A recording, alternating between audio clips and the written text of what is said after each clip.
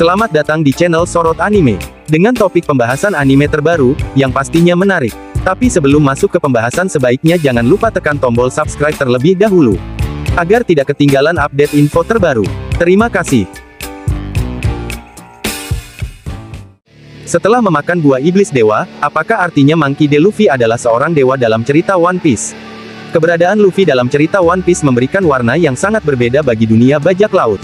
Seperti yang diperlihatkan dalam ceritanya, Luffy justru memperlihatkan sikap dan perilaku yang berbeda dari para bajak laut kebanyakan. Ketika mayoritas bajak laut gemar harta, Luffy justru tidak senang akan hal itu dan lebih memilih berpetualangan. Luffy juga lebih senang menjalin pertemanan daripada mencari musuh. Dan yang paling epik tentunya adalah bagaimana dia jadi sosok pelindung bagi banyak orang, seperti yang dia perlihatkan di Pulau Manusia Ikan dan Wano. Hal ini memunculkan pertanyaan apakah Luffy seorang dewa? Poin yang pertama, yaitu Luffy memakan buah iblis dewa.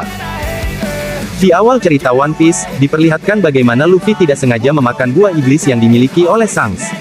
Luffy menganggap jika buah tersebut adalah buah biasa. Seperti yang diungkapkan oleh kru bajak laut rambut merah, buah iblis tersebut mereka berhasil curi dari kapal milik World Government yang saat itu dijaga oleh pasukan Chipperpol, dan salah satu krunya adalah Who is Who.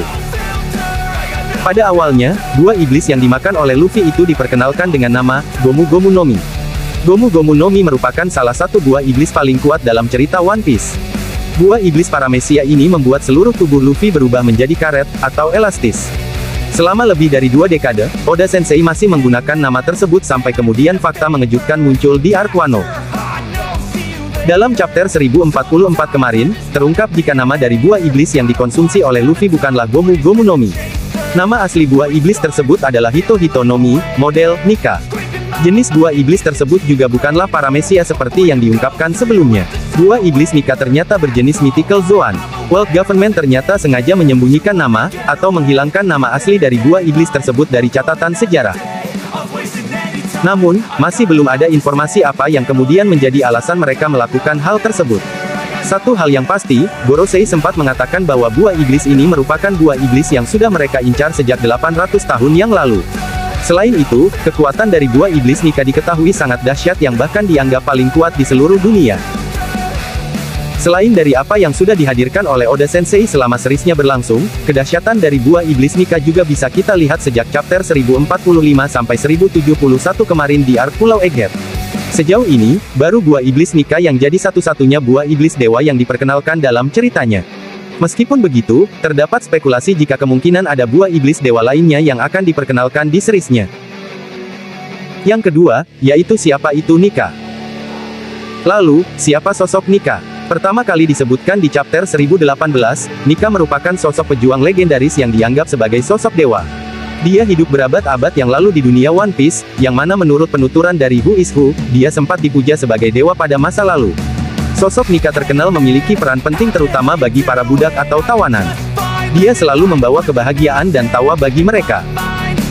Namun, legenda tentang sosok Nika sepertinya lebih dari sekedar tawa dan kebahagiaan bagi orang-orang. Banyak orang-orang di masa lalu, khususnya budak dan tawanan, yang yakin bahwa Nika akan membebaskan mereka.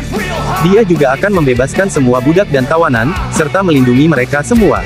Inilah yang kemudian mereka percaya yang mana menjadi awal mula Nika kemudian dipuja sebagai dewa. Mengapa kemudian Nika disebut sebagai dewa matahari, memang masih menjadi misteri sampai sekarang. Namun, sebagian fans menduga bagaimana Nika selalu membawa keceriaan, kehangatan, dan juga semangat yang membara seperti halnya matahari yang menjadi awal mula dari julukan tersebut. Ada juga spekulasi yang menyebutkan bagaimana Nika selalu membawa fajar baru, yang menjadi alasan mengapa dia memiliki julukan Dewa Matahari.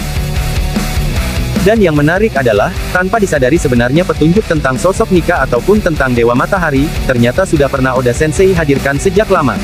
Contoh pertama adalah referensi kelompok bajak laut matahari. Ide pembuatan simbol matahari untuk kelompok bajak laut tersebut datang dari Fisher Tiger, sang kapten kapal. Diketahui bahwa Fisher Tiger memiliki simbol atau tato matahari, yang mana tato matahari tersebut sengaja dibuat dan bertujuan untuk menutupi tanda bekas budak sebelumnya yang dia miliki. Kemudian referensi lainnya datang dari berbagai motif bendera dari beberapa kerajaan. Contoh nyatanya adalah Sandora, Alabasta, klan Kozuki, dan kelompok bajak laut matahari. Semuanya memiliki motif yang mirip matahari. Kemudian, siluet dari sosok Nika yang terdapat dalam bayangan Who is Who terlihat sangat mirip dengan siluet Luffy yang sedang menari di Arc Skypiea. Yang ketiga, yaitu apakah Luffy seorang dewa? Berdasarkan penjelasan di atas, apakah artinya Luffy seorang dewa? Jawabannya jelas adalah bukan. Monkey D. Luffy bukanlah seorang dewa. Luffy hanyalah manusia biasa, seorang bajak laut yang berusaha untuk mencari keberadaan One Piece. Meskipun Luffy memang sudah memakan buah iblis dewa, namun bukan berarti Luffy juga jadi seorang dewa dalam cerita One Piece. Seperti yang dijelaskan di atas, bahwa dalam mitologi One Piece, sosok Nika memang dianggap sebagai dewa matahari.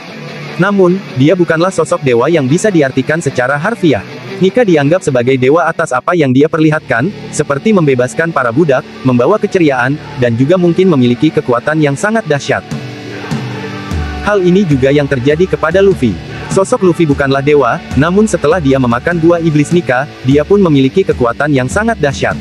Hal itulah yang kemudian membuatnya menjadi sosok dewa dalam cerita One Piece dan bukan dewa dalam artian sebenarnya. Luffy juga berhasil jadi sosok pelindung bagi banyak orang dan jadi sosok pembawa keceriaan. Apa yang Luffy lakukan dan perlihatkan sejauh ini dianggap mirip dengan sosok Nika. Inilah yang kemudian membuat banyak fans menduga jika ada jiwa dari Nika yang kemudian memengaruhi jiwa dari Luffy. Namun, tentunya hal tersebut masih perlu dibuktikan lebih lanjut. Sosok dewa sendiri masih jadi misteri besar dalam cerita One Piece. Mungkin, sebelum ceritanya berakhir Oda Sensei akan memberikan penjelasan gamblang terkait hal tersebut.